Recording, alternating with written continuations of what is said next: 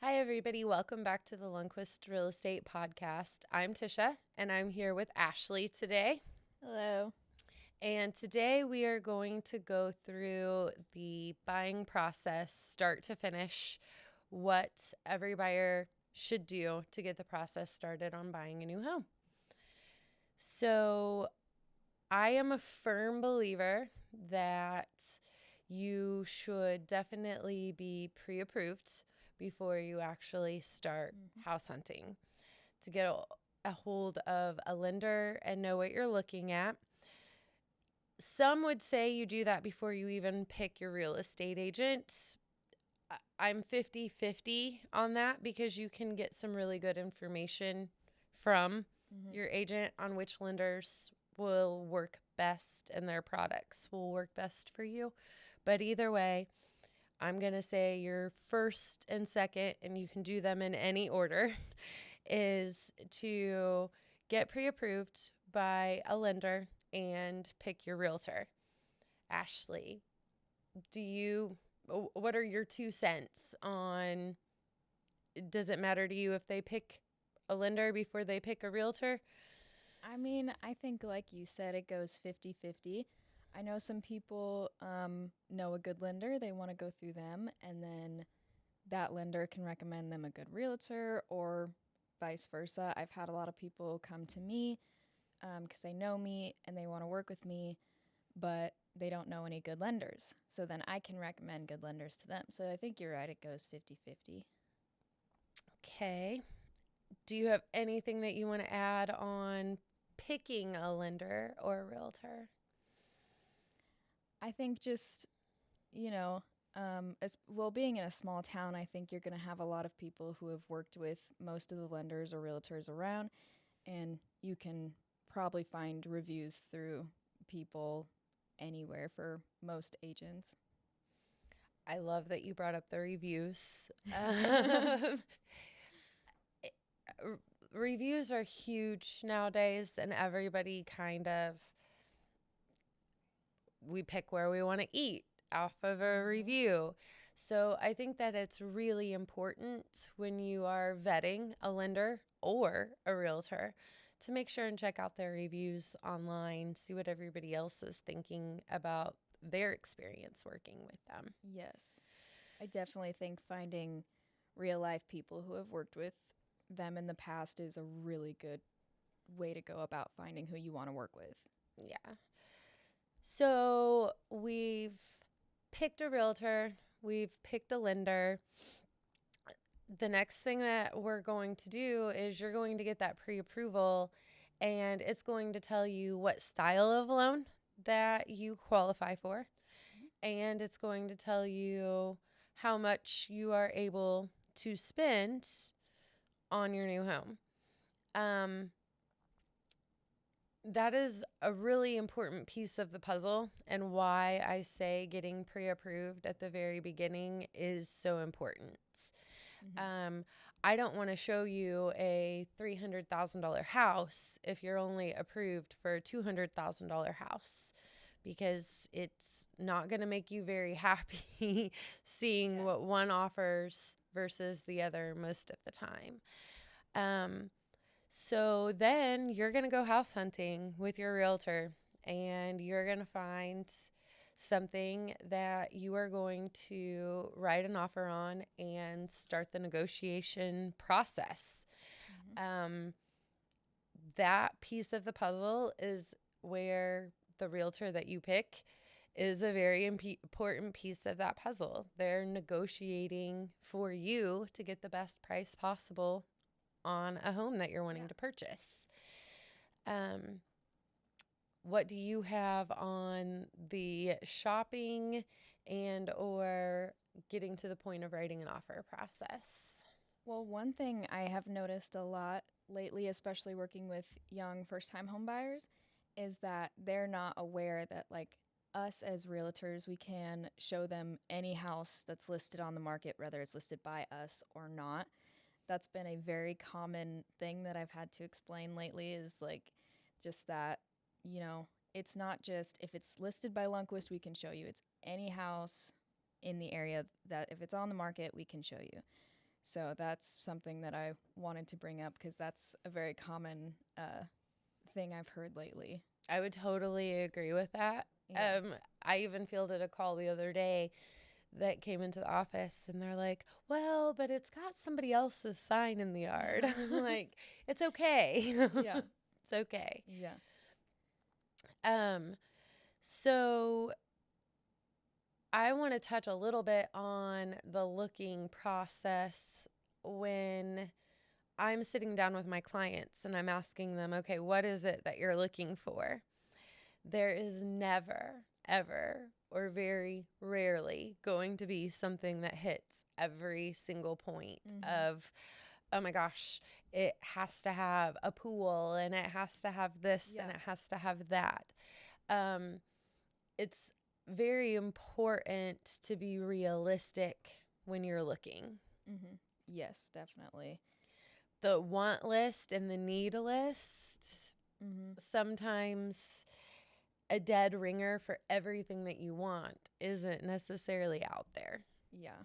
It's like the more specific you get with what you want, the harder your house hunt is going to be. So if you're adamant that you have to have a pool, find a house in your budget or under budget so you can add your pool. Make sure it's got a great backyard for a pool, because that's one of the things that I ran into this year. There are very few houses for sale right now with the pool. So I'm always like, hey, look at this great flat backyard. It'll be perfect for a pool. Yep. What other things have you ran into showing buyers' houses this year? I think the biggest problem right now is I've shown the same house multiple times because, there's not a whole lot on the market right now. And that goes into getting too specific with your wants as well, because there's just not a whole lot to choose from. And depending on, your timeline of buying, you're going to have to reel back, like what are your wants that you don't necessarily need that we can just put aside for now. I would agree with that. Either that, or I've had some that are willing to go in a further area to try and get what they want. But then they sit back and they're like, wow, that's like a 45-minute drive to work every day. Yeah. And they reel back in and decide, okay, I want to be in a specific area. I can settle for not having a pool or whatever the case may be. So then you sit down and you start your negotiation process on writing an offer on the home. There are lots of different ways this year that I've ran into. Chances are there's going to be multiple offers coming in on a house because of the housing shortage. So how you negotiate and write that offer up from the very beginning is huge on whether they're just going to reject that offer flat out and go with a different one, or if they're going to do like a multiple offer notification scenario where they're alerting, hey, all of the buyers that wrote an offer on the house, we had multiple offers. Everybody give us your final and best offer by this day and this time. Leaning on your agent to help you with those decisions is going to be huge in whether or not you're getting your offer accepted. Yes. And I definitely wouldn't fight too much with your agent when it comes to certain aspects. They are trying to just get you the best offer that they can get because, your agent knows the market better than you do, most likely. And we're just there to try and help you and get you into the house that you want. So, which brings me to inspections. Number one, that is one of the things when you write your initial offer. Are you doing inspections? Are you waiving inspections? And it's one of those kind of gray areas because we never want to tell you, oh no, you don't need to do a home inspection on the home, because I personally would never purchase a home without doing a home inspection if I was purchasing it, especially on my own. But I've worked with a lot of buyers in the last couple of years that are like, regardless of what's found in that home inspection, we're going to be fixing it anyway, so it really doesn't matter to us. So it does give you the option to waive home inspections completely, or to go ahead and do those home inspections. What have you seen as far as buyers and home inspections? I've seen a lot of 50-50 lately. I think some people are just like, they don't want to do home inspections. They just want to get on with it and just worry about the rest later. And then some people are very adamant that they will not purchase this house without a home inspection, which I think is a pretty good way to go about it, because you never know what the inspector might find that could be a really big problem in the future, or even as soon as you buy the house. Right. I would totally agree with that. I would also say, as far as doing the home inspections, there is never, ever going to be the perfect house. Yeah. I could walk a home inspector into a brand new, just completed construction home, and he's going to find something wrong with it. There's always going to be something. It could be as minor as like reverse polarity in a outlet, but there's always going to be stuff that is found. It's not a pass or fail. Yeah. I think that a lot of people have the mentality that a home inspection is a pass or fail scenario, and it's not pass or fail.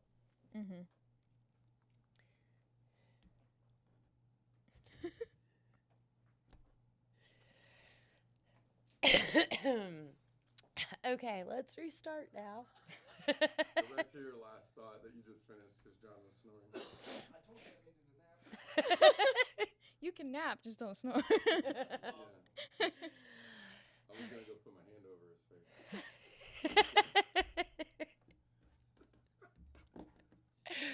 Oh, no. Oh, goodness. What was your last thought? Okay, here we go. We were doing home inspections, and it's not a pass or fail. Okay. Huh? 3, 2, 1. So home inspections are not pass or fail. They're going to find something within the house. It's really the comfort zone of the buyer. Yeah. So the inspection process opens back up the negotiating process. So you get your home inspection back from your home inspector, and you're like, okay, this, and this is a serious issue to me personally.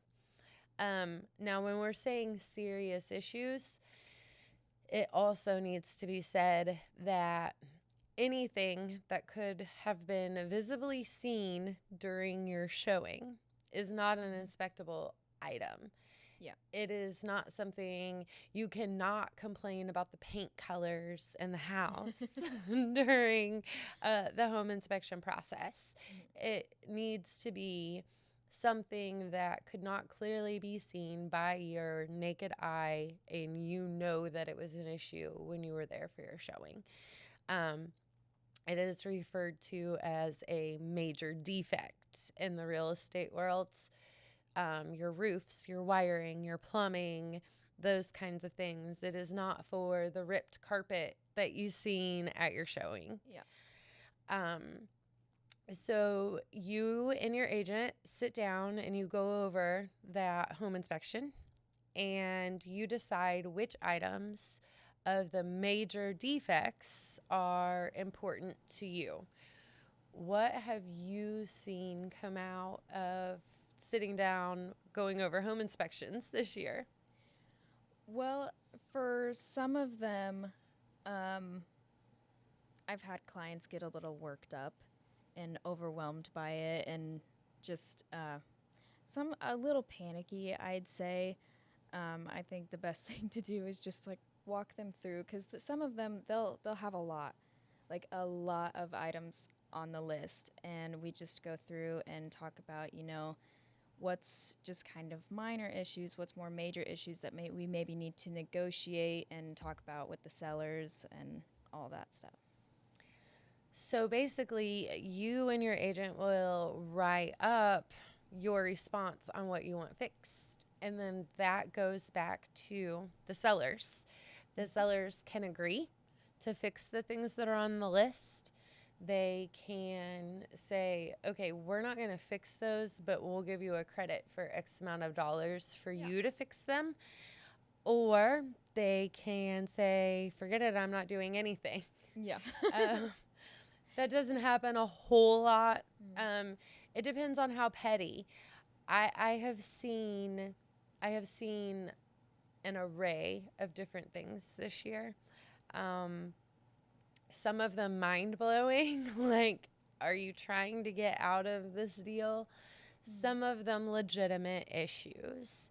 I think that your agent should be able to talk to you about the difference between a major defect and a non-major defect, and something that should go on that response and something that should not go on that response.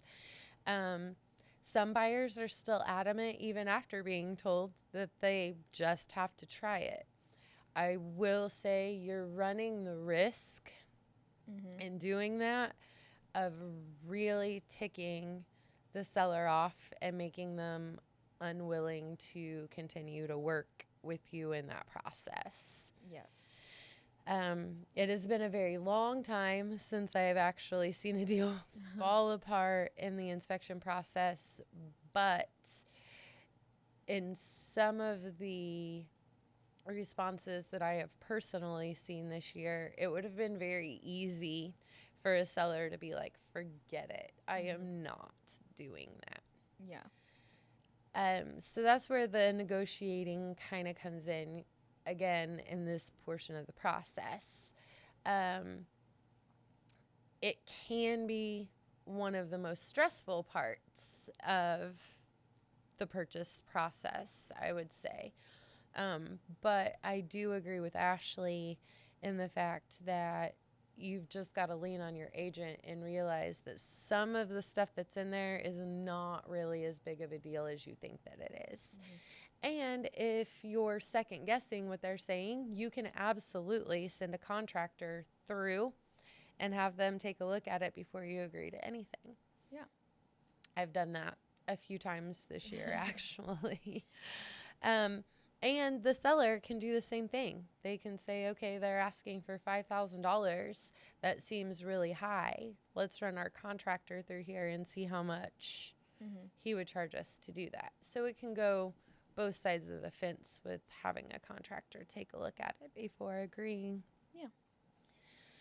So probably every real estate agent's least favorite part of the purchase process is what comes next, because we have no control over it whatsoever. And that would be the appraisal process. Appraisal.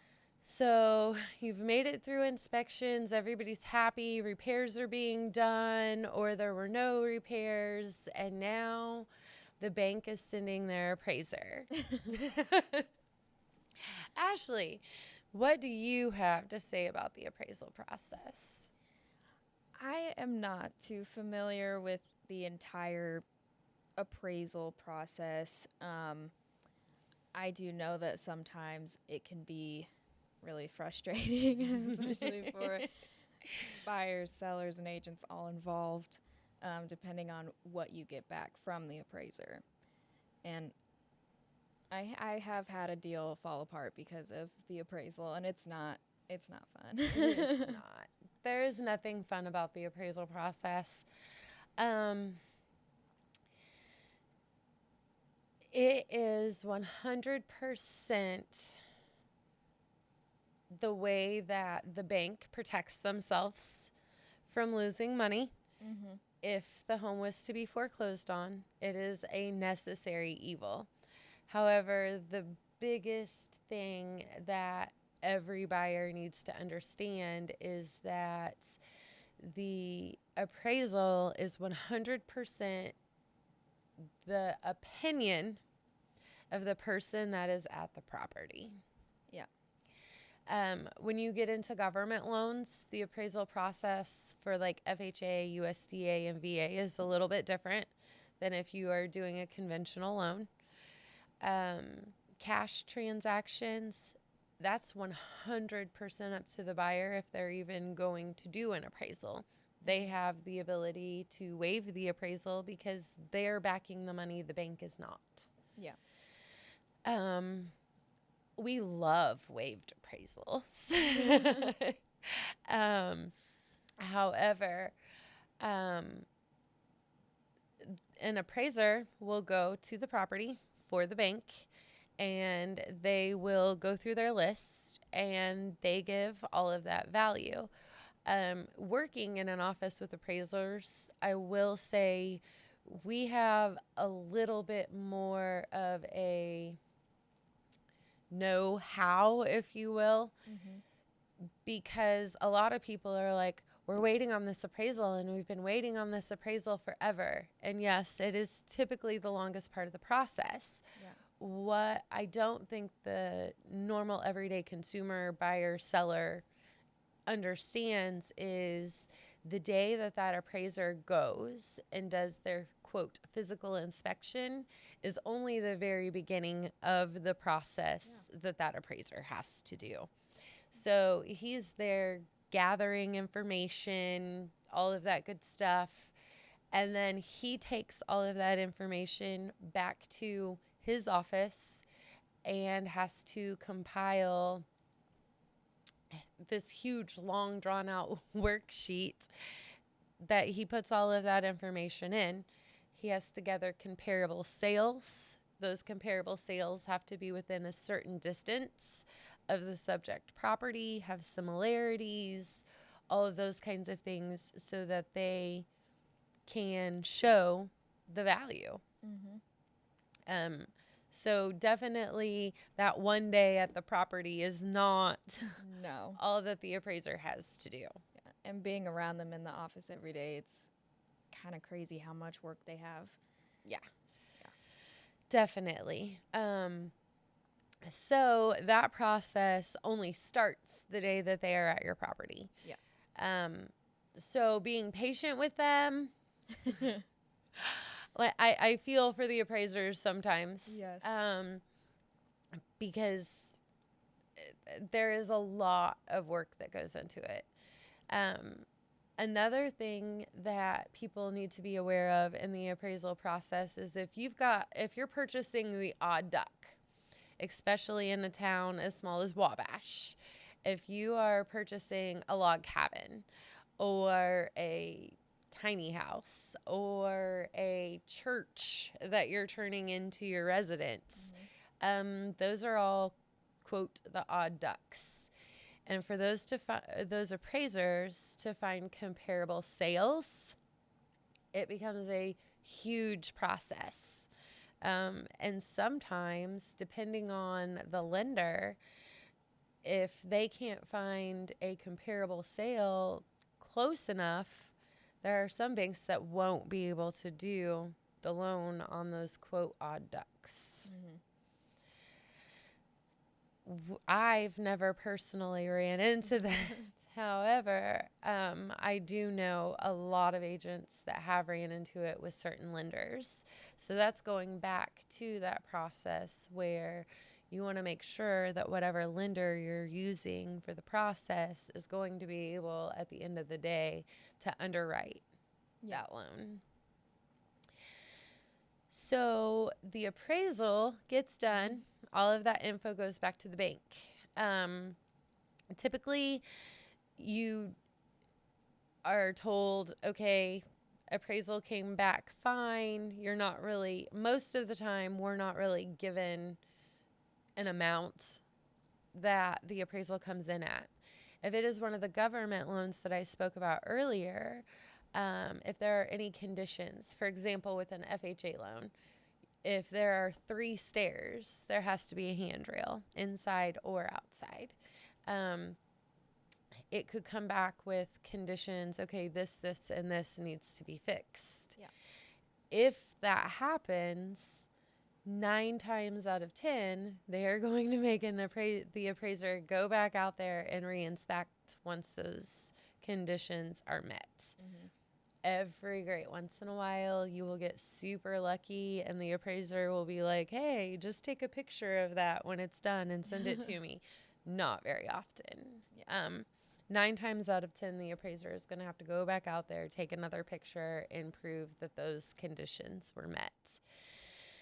So, as long as the appraisal passes, you're moving on.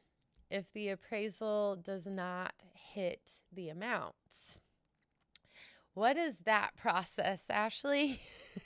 Oh my gosh. I mean, I've had one deal fall apart because the appraisal came back too low.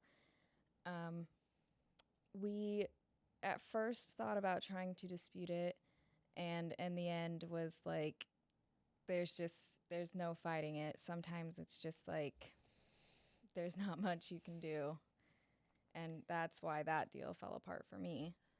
I've seen appraisals get cut by $1,500 before, and at that point, it's heartbreaking. So if an appraisal gets cut, you've got a couple options. The buyer can say, okay, so this extra $5,000 that the bank isn't going to lend, I'm just going to bring that to closing. Rare that happens, but it can. Typically, what will happen is the buyer's agent and the seller's agent will get together, because if the appraisal does not come in for the amount that the purchase agreement was written for, the bank is not going to write that loan for any more than what that appraisal came in for. Typically, the buyer's agent and the seller's agent try and get together and amend the purchase price down to where the appraisal came in. If it is shockingly low, which I've seen happen a few times, where an appraisal was cut by $30,000, $40,000. Like you said, you can attempt to dispute it. It's typically not going to go anywhere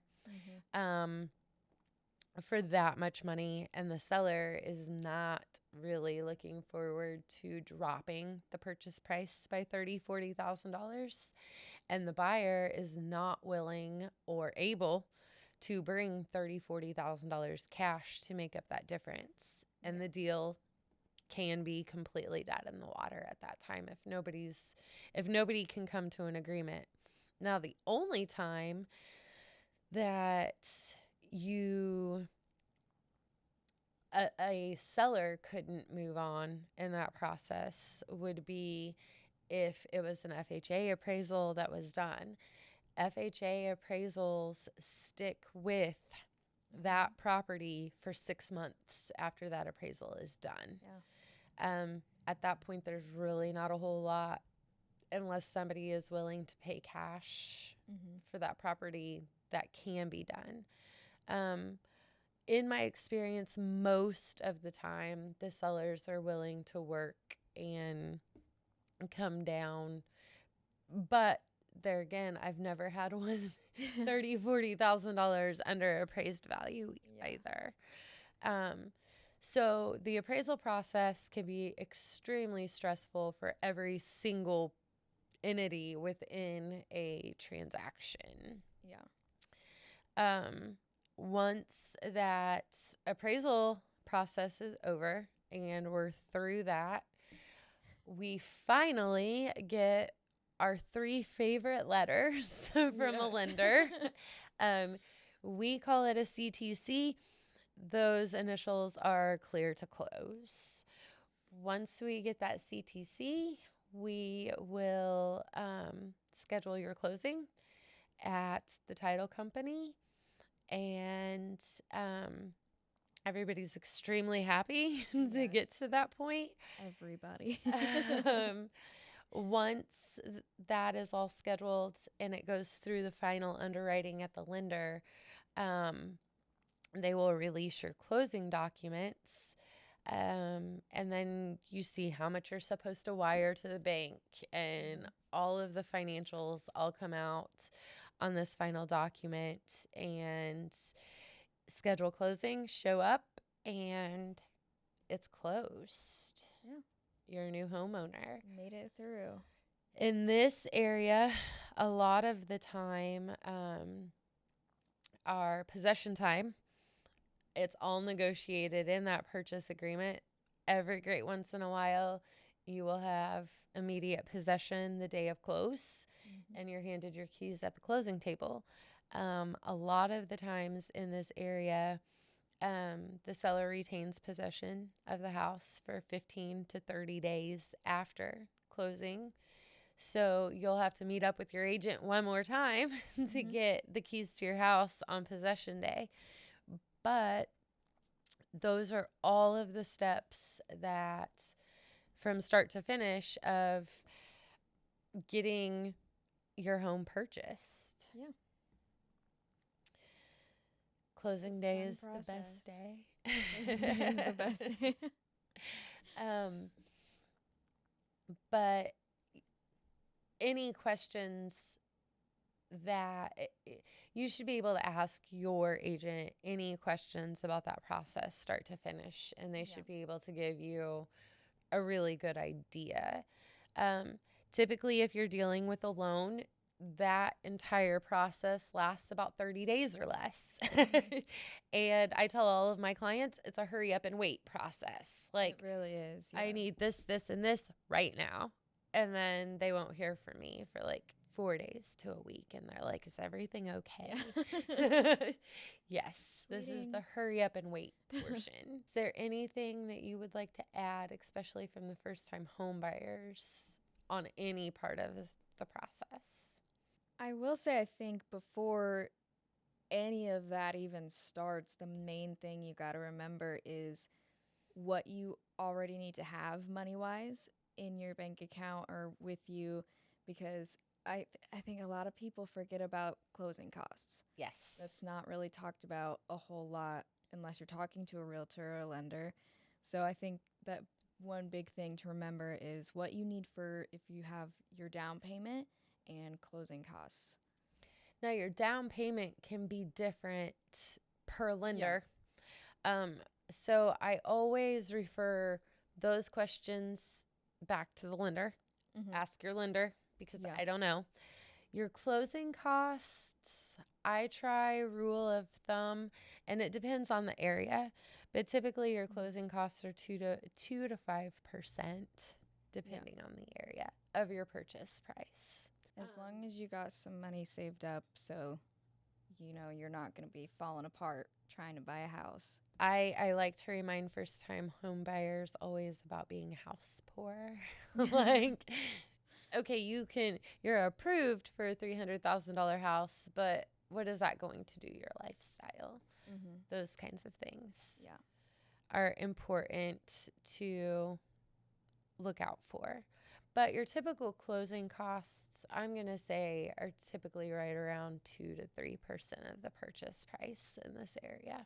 Yeah. If you don't have anything else to add, I think I'm going to wrap up this session on purchasing. Yeah. Well, thanks, guys, for tuning in, and I hope to see you again next time.